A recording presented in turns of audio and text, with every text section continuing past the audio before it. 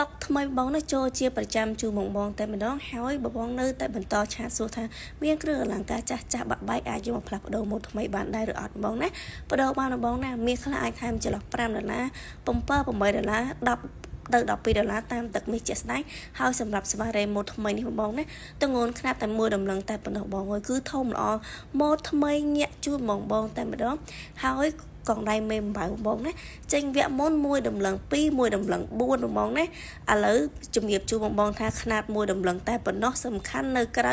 ធំជាងខ្នាត1ដំឡឹង4ហើយសម្រាប់ខ្នាតបន្ទាប់នេះខ្លាបងណាចូលស្តុកវិញហើយទងន់ខ្នាត1ដំឡឹង 3G ជាបងណាសម្រាប់បងទិញអត់ទាន់បានវគ្គមុនបងអាចអញ្ជើញបានស្វារ៉េខ្លាមានស្តុកហើយសម្រាប់ cover បងណា cover ខ្នាតចន្លោះ9ហ៊ុនជាង1G បងណាចូលស្តុកបានប្រមាណម៉ូដនេះសិតតែម៉ូដដែលធំល្អជួបងតែម្ដងចន្លោះខ្នាត9ហ៊ុន8ហ៊ុននិងខ្នាត 1G បងណាម៉ូដស្អាតខ្លាំងមែនតែម្ដងហើយសម្រាប់ជញ្ជាំងបងណាជញ្ជាំងខ្នាត 2G ស្អាតណាស់បងណាបងឡើងដៃកដាដៃច្អល់ម៉ូដនេះគឺម៉ូដថ្មីជូនបងតែម្ដងចូលដល់ម៉ូដពិសេសនេះបងណាម៉ូដថ្មីពួរប៉ោងមួយដងណាប៉ុន្តែម៉ូដនេះថ្មីទៀតហើយបងណាទងន់តែ 5G ដៃលេខ16អញ្ចឹងបងគីឡូ50 55បងអាចអញ្ជើញបានហើយសម្រាប់ម៉ូដបន្ទាប់នេះវិញដែរស្អីស្អាតប្រចាំហាងចូលពេលណាក៏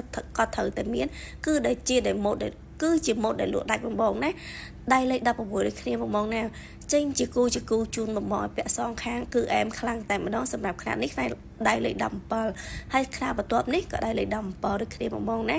ហើយសម្រាប់ពូប៉ៅបងណាមានទងន់ 3G ចូលបានបន្តិចមែនតែនចូលបានតែ2ខ្សែប៉ុណ្ណោះបងណាខ្នាតនេះខ្នាត 2G